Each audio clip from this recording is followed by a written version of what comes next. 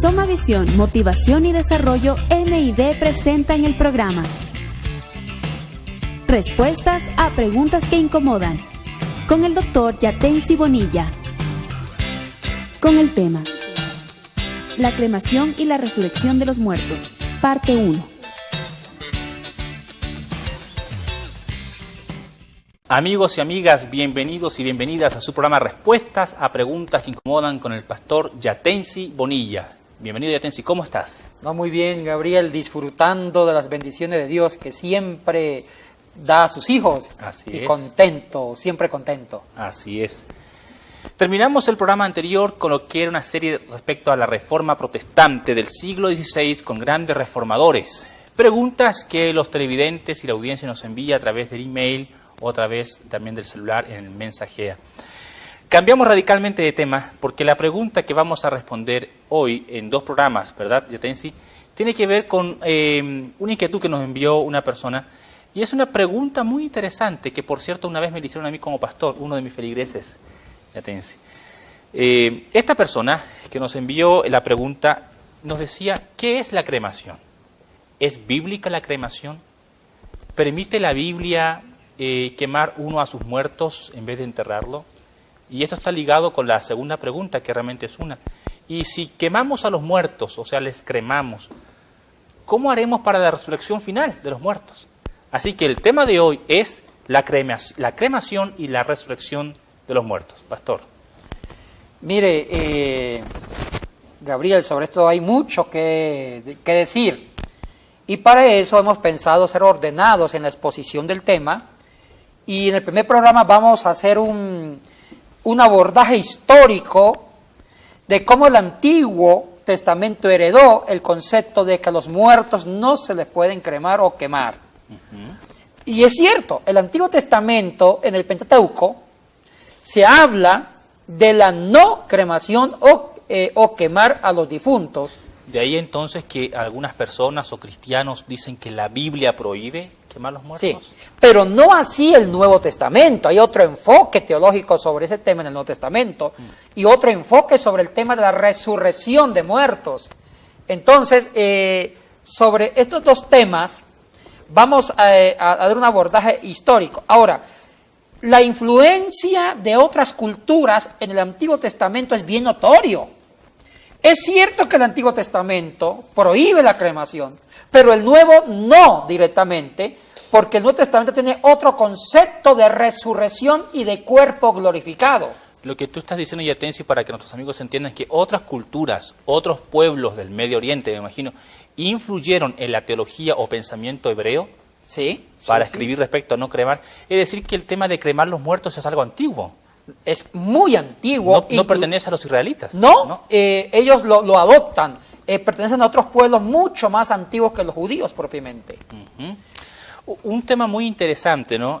Creo que más de alguna vez nos hemos preguntado, y Yatensi, quizás tú no, una vez muerto, ¿qué harán con mi cuerpo? ¿Me enterrarán? ¿Me cremarán? ¿Lanzarán mi cuerpo al mar? ¿Qué va a pasar, no? ¿Es lo suficientemente poderoso el Señor para, si es que creman mi cuerpo, si queman mi cuerpo, ¿no? Juntar las cenizas, ¿cómo va a ser todo esto? Pero como dice el pastor Yatensi, tenemos que abordar esto en forma metodológica.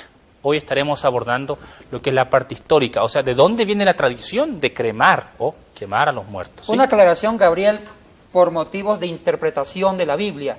No podemos hacer doctrina del Antiguo Testamento sin consultar con el Nuevo. Ajá. Si nosotros fuéramos judíos puros, está bien hacer doctrina solamente del Antiguo Testamento, porque los judíos no creen en el Nuevo. Correcto. Pero como somos cristianos, nuestra autoridad mayor es el Nuevo. Entonces, no es correcto que un cristiano que cree en la última revelación que es Jesucristo en el Nuevo Testamento, solamente haga doctrina del Antiguo sin consultar con el Nuevo. ¿Así hayan versículos en el Antiguo Testamento? Exactamente. Mire, hay temas del Antiguo Testamento que ya no se usan en el Nuevo. Costumbres del Antiguo que ya no se usan como costumbres del Nuevo. Un ejemplo, la poligamia oriental. Ajá. El Antiguo Testamento sí habla de la poligamia, donde David, Salomón, Abraham, Jacob tuvieron hijos con varias mujeres y no fue pecado adulterio. Ya para el Nuevo eso es pecado. Y también otros temas. O sea, hay que ver que hay temas del Antiguo que ya no son consistentes en el Nuevo. Y uno de esos, la cremación. Correcto. Qué interesante, ¿no? Y me queda esto en la mente, Yatensi, ¿no? No podemos hacer doctrina, ¿ya?, de unos versículos del Antiguo Testamento sin consultar o que esto esté en diálogo, ¿verdad?, con el Nuevo Testamento. Eso nos debe quedar muy claro. Comencemos entonces con la parte histórica. Tú mencionaste, Yatensi, de que otros pueblos o naciones influyeron en Israel en el concepto de la cremación. Sí.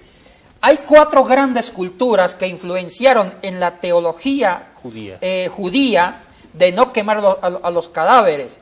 Un ejemplo, primero la cultura babilónica. ¿Estos influyeron en no quemar o en quemar? No, en no quemar. Aclaración, muy bien. En rechazo a la cremación. Okay. Primero la cultura babilónica, que representa la literatura sumeria acadia en la Mesopotamia, al norte de Israel. Segundo, también la cultura siria, parte de la Mesopotamia antigua, de la literatura sumeria acadia. Y tercera cultura, muy importante, la cultura egipcia. Pero la cultura que más influenció, la más cercana en ese ritual de no quemar a los muertos, fue la cultura persa, porque el concepto del alma cohabitando en el sepulcro con el cadáver, que lo toman los hebreos, lo toman inmediatamente, es una influencia directamente persa. En síntesis, Babilonia, Asiria, Egipto y Persia, ellos creían en no quemar a los muertos, ¿correcto? Sí. Una vez que la persona fallecía, ellos decían, no debemos quemarlos, más bien enterrarlos, me imagino. Y esto influyó en la teología judía. Adelante. Ahora, revisemos el concepto, el fundamento oriental de los babilónicos de no quemar a los muertos. Los babilónicos, que representan la literatura sumeria acadia, porque ellos usaban el antiguo acadio para escribir sus textos, ellos creían que no se podía quemar a los muertos por una siguiente razón. Ellos sí pensaban en una restauración del cuerpo. O sea, ellos en una forma tenue creían en una remota posibilidad de una resurrección del cuerpo. ¿Un cuerpo material? Material. Creían en una resurrección literal. Pero para ciertos personajes históricos, Gabriel. Ah, no para todo el pueblo, entonces. No para todo. Y eso se desprendía de un famoso mito religioso. El dios soberano de los babilónicos, la Babilonia antigua, antiquísima, Gabriel, era el dios Anú.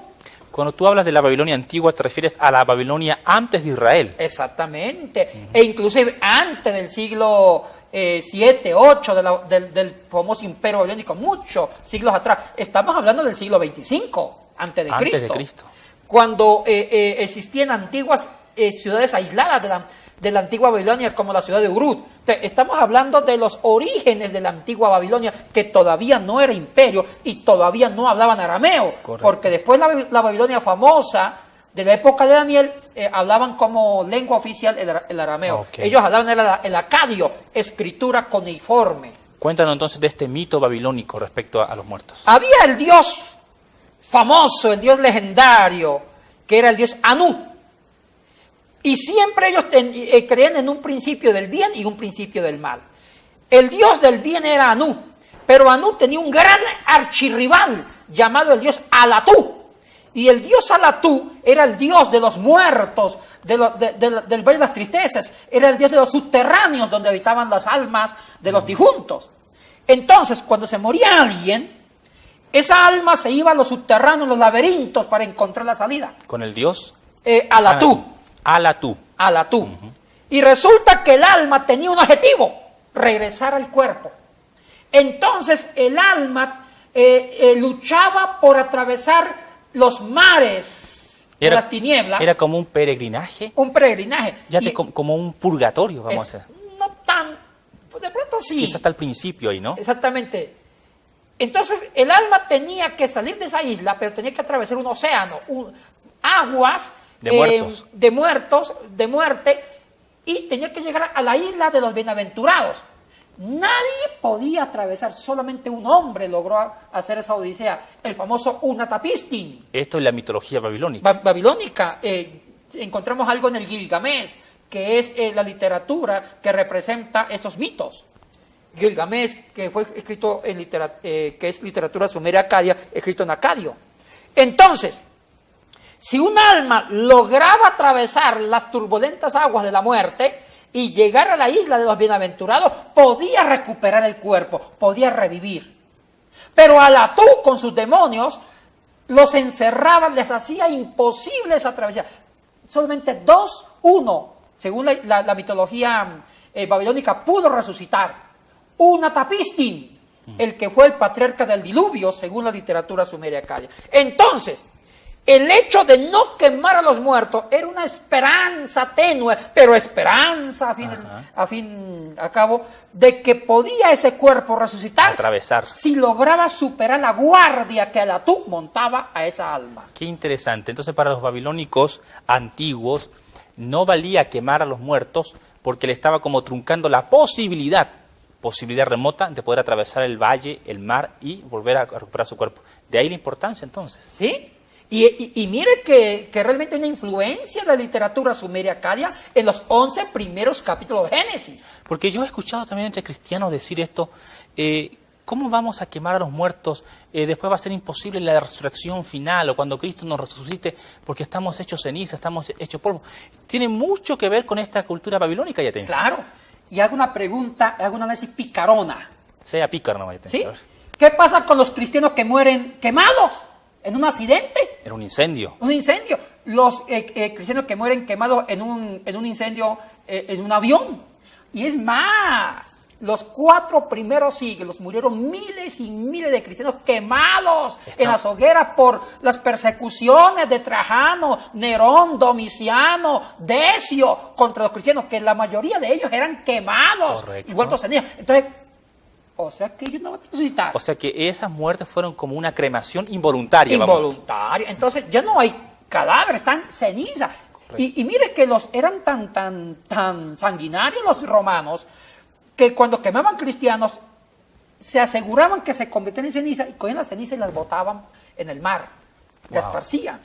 Entonces, hay una pregunta suelta, ¿qué pasa con las almas o con los cadáveres de millones de cristianos que fueron quemados en los primeros 4 siglos y con cristianos que mueren en ciertos accidentes de incendio? Y que sus cenizas están esparcidas por todas partes. Buena pregunta. ¿Hay algo más que decir de Babilonia o avanzamos a la siguiente cultura? La otra cultura muy cercana a Babilonia, la cultura asiria. Ajá. Que también los asirios son parte de la cultura sumeria, acadia, Gabriel. Los asirios tienen casi la misma mitología que los babilónicos. Ahora, ellos fundamentan teológicamente no cremar a los muertos bajo un mito de sus 2 dioses. Habían 2 dioses muy importantes para ellos. El dios Talmuz, así como era Anu para los babilónicos, es Talmuz para los asirios. ¿Y este dios qué función cumplía para los asirios? Era como el padre, el creador, pero estuvo casado con la famosa diosa Istar. Istar era la pareja, la esposa del dios Talmuz. Y se muere Talmuz, Gabriel. Se muere el dios. Se muere el dios. Y se va al lugar de los muertos.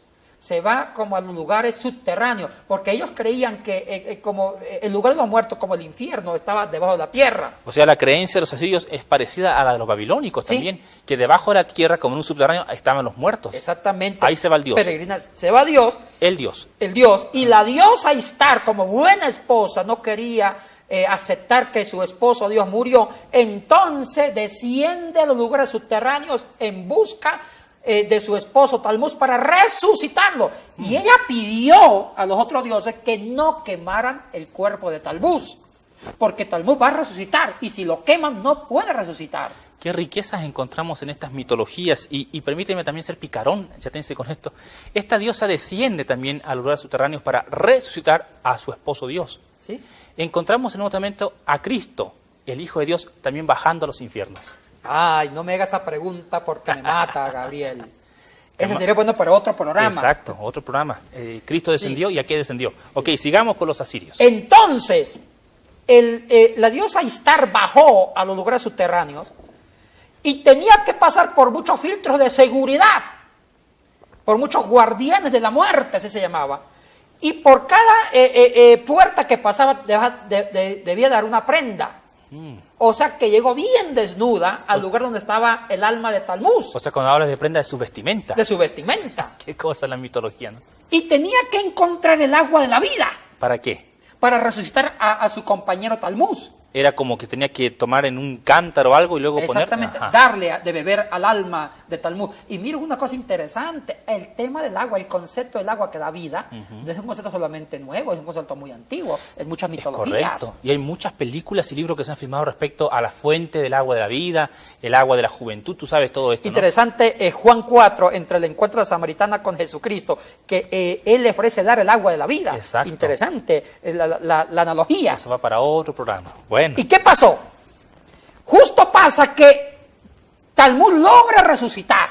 Logra por función de su esposa. Su ¿Sí? esposa logró encontrar la fuente de la vida. Exactamente, y resucitó. Pero aquí hay un problema mítico muy importante sobre la fertilidad. Ese mito de la muerte de Talmud y resucita está ligado con el tema de la creencia de la fertilidad. ¿Por qué? Porque en esos antiguos imperios habían las 4 estaciones. Había una estación que era de hambre, no había comida, un fuerte verano. Entonces para ellos el verano significaba la muerte. Y antiguamente las antiguas culturas, como no tenían la ciencia,